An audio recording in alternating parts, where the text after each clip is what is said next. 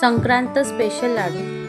तर लाडू बनवण्यासाठी आधी कुकरमध्ये पाणी टाकायचं, त्यानंतर एका भांड्यामध्ये 1 पाव गूळ घेऊन कुकरच्या भांड्यामध्ये लावून द्यायचं। त्यानंतर कुकरची गॅस ही हाय स्पीडवर ठेवून कुकरला 2 शिट्टी येईपर्यंत राहू द्यायचं।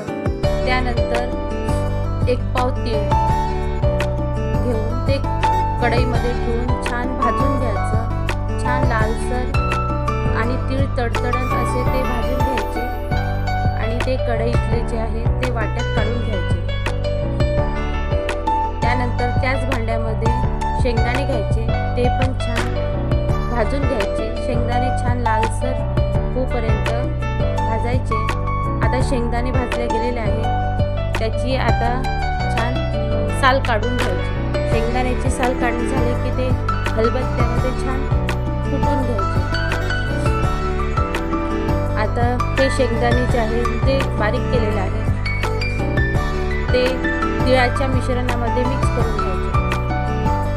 त्यानंतर जो कुकरमध्ये गुळाचा पाक ठेवला होता तो मिक्स करून घ्यायचा। आता हे छान गुळाचा पाक त्यामध्ये मिक्स केलेला आहे। त्यानंतर त्यामध्ये 1 चम्मच गाईचं तूप ते छान मिक्स करून घ्यायचं। आता हे छान मिश्रण मिक्स करून घ्यायचं आणि याला 15 मिनिट थंड होत झाल्यानंतर याचे छान लाडू बांधून घ्यायचे आणि छान लाडू खुसखुशीत तयार झालेले आहे।